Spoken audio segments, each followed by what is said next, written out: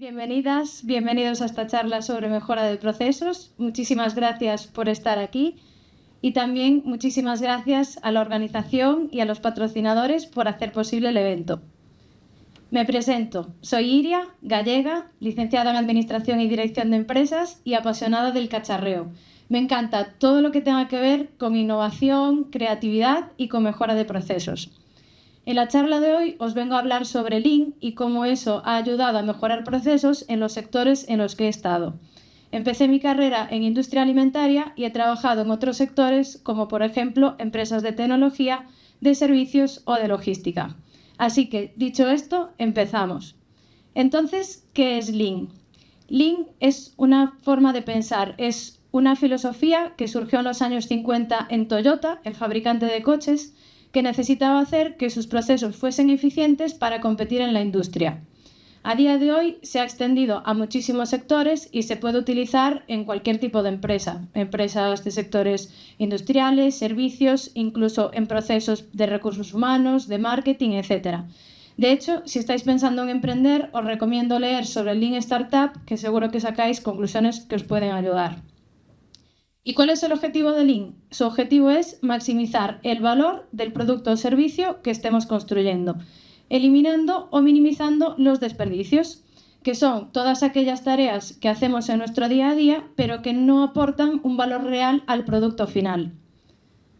Algunos ejemplos que podemos encontrar de desperdicios son, por ejemplo, la sobreproducción. Por ejemplo, estamos haciendo una funcionalidad nueva de software y decimos, oye, ya que estamos, vamos a hacer también esto otro, que todavía nos lo han pedido, pero yo creo que en el futuro lo vamos a utilizar. Spoiler, en el futuro nunca se utiliza. También el hecho de llevar a producción funcionalidades que tienen errores y que luego nos van a hacer retrabajar. O esos tiempos de espera en los que tenemos algún tipo de duda o bloqueo con una tarea y nos quedamos a la espera porque la persona que nos tiene que responder tarda X tiempo en hacerlo.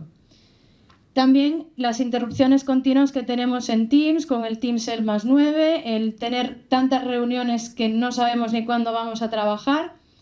Y también el hecho de tener talento desaprovechado en la empresa, es decir, que estemos desmotivados o desganados o que el proyecto no nos resulte retador. Así que si tenemos alguno de estos desperdicios, podemos utilizar Lean. Y si queremos utilizar Lean, ¿cómo lo implementamos? Pues en unos sencillos pasos. Lo primero es identificar el valor de lo que nuestro producto o servicio aporta al mercado. Si tenemos un rol que esté muy cercano al negocio, es importante hablar con el cliente para entender por qué nos está comprando, qué beneficios le estamos aportando o qué necesidades tiene y que podamos satisfacerle. Si este no es nuestro caso, también es importante que intentemos obtener esta información con estos roles que sí que están en la empresa y que están más cercanos al negocio. Lo segundo es implicar al equipo. Si queremos mejorar procesos, en un proceso que estemos nosotros participando, es importante que hablemos con el resto de las personas, porque nadie mejor que quien realiza el trabajo en el día a día sabe qué es lo que le frustra y qué propuestas de mejora o ideas tiene para mejorar ese proceso. Con toda esta información vamos a hacer un mapa del proceso y vamos a identificar dónde están esos desperdicios. Y vamos a implementar únicamente una mejora. No vamos a cambiar todo el proceso por completo. Implementamos una mejora, medimos cuál es el resultado e iteramos este proceso de forma continua para ir mejorando poco a poco. Y ahora que ya no sabemos la teoría de qué es Lean, qué son los desperdicios y cómo implementarlos, os he traído dos ejemplos sacados de empresas de tecnología para ver cómo podemos implementar pequeños cambios sin hacer una gran inversión de dinero.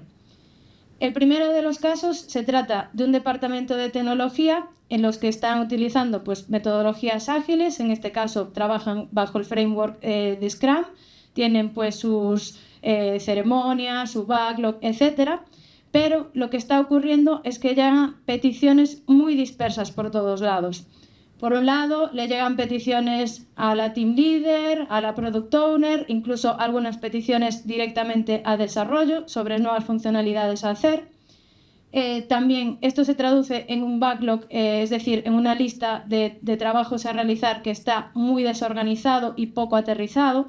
De hecho, algunas son algo así como fase 3 informes y a lo mejor ni siquiera sabemos cuál es la fase 2 porque no está definida. Y esto se traduce pues, en un equipo que trabaja muy duro, pero que se siente frustrado porque al final no está obteniendo los resultados que espera porque el cliente no está satisfecho. Así que ante esta situación lo que hicimos fue aplicar los pasos de Lean que os he explicado, hablar con el cliente, entender en qué se diferencia lo que nosotros estamos entregando con respecto a lo que el cliente espera y también hablar con los compañeros a nivel interno, hacer el mapa e implementar algunas mejoras. Algunos ejemplos de mejoras son: establecimos un canal único para hacer todas las peticiones. Hasta ese momento estábamos trabajando con un portal donde estábamos registrando todas las incidencias. Así que creamos pues, un canal extra en ese portal para registrar pues, las peticiones de nuevas funcionalidades y las vinculamos con un tablero de Jira que teníamos que creamos, que le llamamos tablero de Discovery. Es decir, aquí va todo lo que vamos a ver si lo implementamos en el producto o no, porque todavía no lo sabemos. Y ese tablero era manejado por la Product Owner, quien veía si tenía viabilidad o no. Lo segundo que hicimos fue limpiar y reorganizar nuestra lista de funcionalidades a realizar. Teníamos, como os decía antes, un tablero que utilizaba el equipo lleno de cuestiones poco aterrizadas, así que lo que hicimos fue moverlas desde ese tablero de ejecución al tablero nuevo de Discovery. Y aquí me podéis decir: oye Iria, pero habéis movido la basura de sitio. Y un poco sí es así. Pero lo hicimos de esta manera porque a veces el eliminar cosas asusta. Así que lo movimos de sitio y de esta manera garantizamos que el equipo que tenía que ejecutar el trabajo tenía foco y que en el nuevo tablero teníamos pues todo aquello que ya veremos si tiene sentido o no introducir en el producto.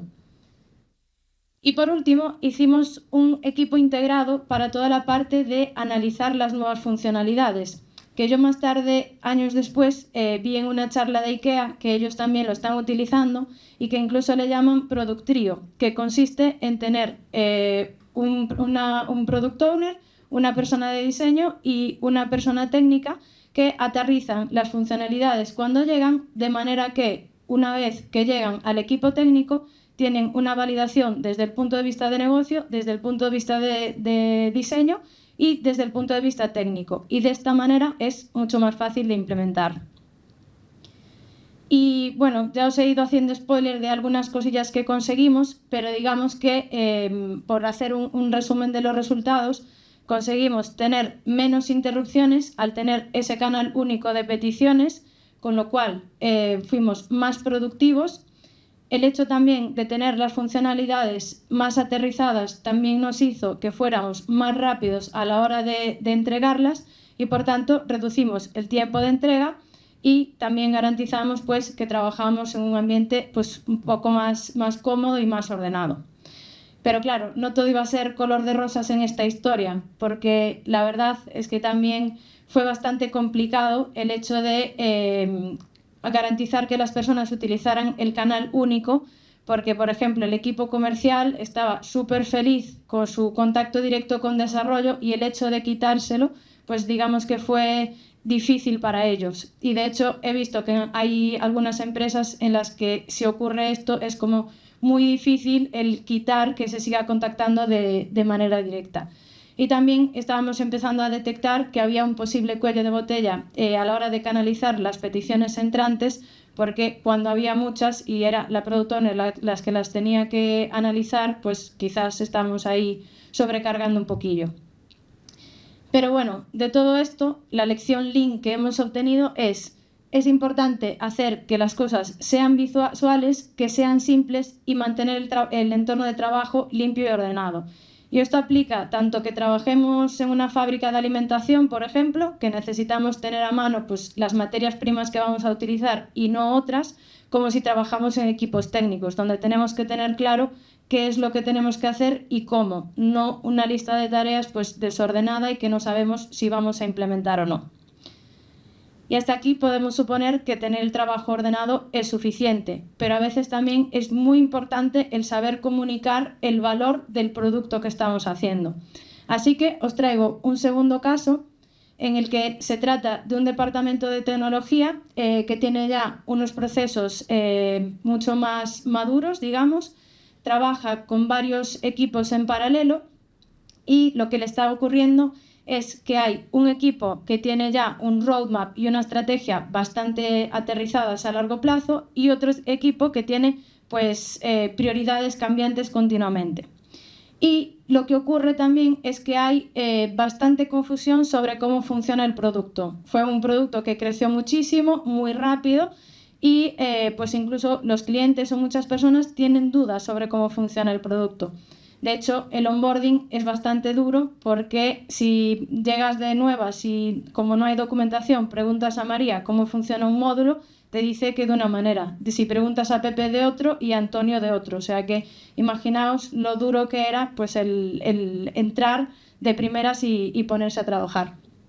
Así que aquí, de nuevo, repetimos el proceso Lean y lo que hicimos fue implementar cambios en el equipo que estaba teniendo las necesidades cambiantes. Es decir, el equipo que ya tenía el backlog aterrizado siguió trabajando con Scrum de manera normal y lo que hicimos fue que para el otro equipo, en lugar de hacíamos sprints de 3 semanas y en lugar de coger, pues, por ejemplo, 15 funcionalidades, las revisamos, las refinamos y trabajamos en ellas durante las próximas 3 semanas, lo que hicimos fue ir haciendo refinamientos diarios, es decir, vamos revisando las tareas día a día, cogemos pues un grupito, 5 tareas, se meten al sprint y a medida que se van terminando, pues vamos cogiendo de las otras tareas que tenemos ahí en el backlog.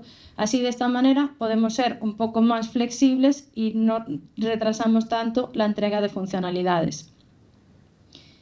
También hicimos algunos cambios en la documentación. Os comentaba que había pues muchísima confusión sobre cómo funcionaba el producto, así que en lugar de ponernos a documentar todo el software, porque era muy grande, aplicamos el principio de Lean de céntrate en lo que aporta valor.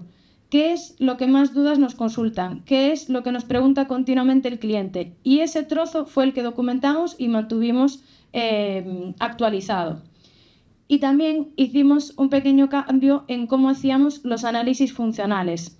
Inicialmente estaban muy enfocados a la tarea, es decir, era un documento en el que se ponía cambiar este campo en esta pantalla, cambiar este campo en esta otra, y empezamos a redactarlos desde el punto de vista de la experiencia de usuario, es decir, el usuario accede a esta pantalla, cubre estos datos, con este objetivo, se hace para esto.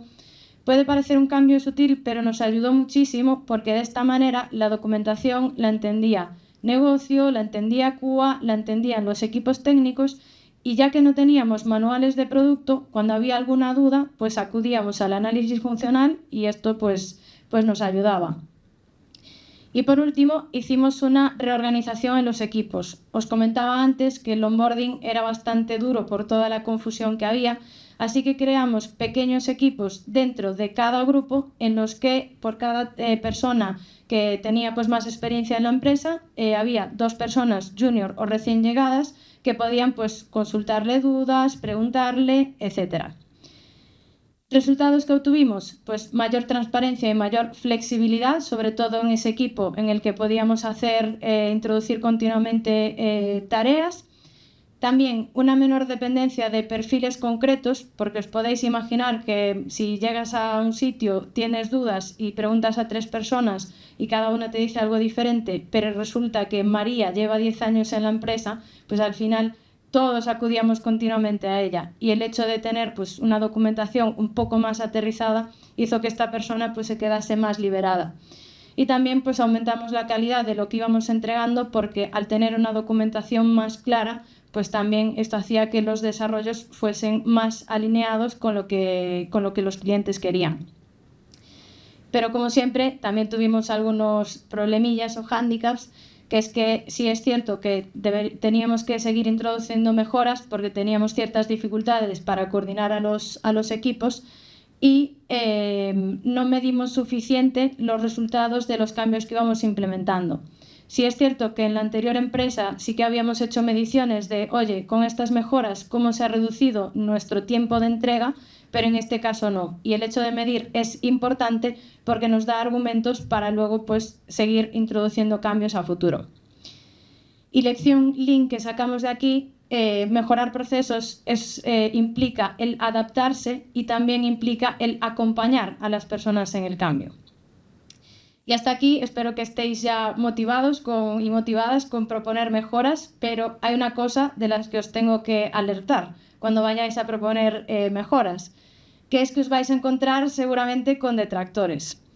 Esto siempre se ha hecho así, ¿para qué vamos a cambiar si ya nos va bien? Esto ya lo hemos probado y no funcionó, eso en esta empresa no funciona. Este tipo de frases son muy habituales y también muy naturales, porque son una respuesta natural al cambio. El hacer cambios asusta, nos hace salir de nuestra zona de confort y por eso preferimos que ese cambio no se produzca. Así que a continuación os traigo una serie de tips que al menos en mi caso me han resultado útiles para intentar vencer un poquillo a estos detractores. El primero de ellos es: no entres como un elefante en una cacharrería, es decir, no intentes cambiar un proceso por completo. Intenta aplicar una pequeña mejora, medirla e iterar continuamente, porque si cambias el proceso por completo, primero, no vas a saber si todos los cambios que has implementado son eficientes o no, y en caso de que no obtengas el resultado que esperas, también va a ser, o incluso se empeore la situación, va a ser mucho más complicado volver atrás. Así que una mejora y cambios poquito a poco. Lo segundo es adaptarse al contexto. Algo que he escuchado muchas veces es que quiero implementarlo así porque en mi anterior empresa funciona. Ya, pero es que tu anterior empresa tiene circunstancias diferentes, personas diferentes y características diferentes. Por supuesto, es genial el traer aprendizajes de otras empresas y de otros sectores, pero es muy importante observar y adaptarse al contexto que tenemos delante. También creo que resulta muy útil que en vez de proponer, mostremos. A mí me ha ocurrido muchas veces que he venido con ideas, quizás porque a lo mejor no he sabido transmitirlas de la manera adecuada y nadie me las ha comprado. Entonces ahora lo que hago es llegar: oye chicos, he hecho esto, ¿cómo lo veis? ¿Qué os parece hacerlo así, así, así? O incluso llegar a las reuniones con un borrador de pasos o cosas a hacer que esté aterrizado y que aunque luego en equipo se cambie, al menos tengamos un punto de partida para empezar a trabajar. En cuarto lugar, no intentes luchar contra los detractores, porque son personas muy fuertes y duras, así que intenta apoyarte en esas personas que veas que son más proactivas. Siempre va a haber alguien en la empresa que tenga una menor adversidad al cambio y es importante que unas fuerzas con ellas para implementar los cambios juntos. Y por último, es muy importante cuidar la comunicación y guardar el ego, porque no es lo mismo decirle a alguien: te llamé y no me cogiste, que decirle: he tratado de localizarte pero no lo he conseguido. O, por ejemplo, llegar y decir: no, es que quiero implementar este cambio porque es mi cambio y yo sé que se tiene que hacer así porque además me voy a llevar yo todo el éxito. O sea, esto no se trata de éxitos individuales ni mucho menos, sino que se trata de que la empresa mejore y que vayamos poco a poco construyendo un equipo. Así que esto es lo que os venía a contar sobre Lean. Espero haberos motivado y que ya el lunes empecéis a implementar mejoras en vuestras empresas, porque ya que hay que ir a trabajar, pues mejor que si lo hacemos en un lugar que sea más cómodo para todos y todas. Así que quedo abierta si tenéis alguna duda o pregunta y muchísimas gracias a vosotros, a la organización y a los sponsors. Gracias.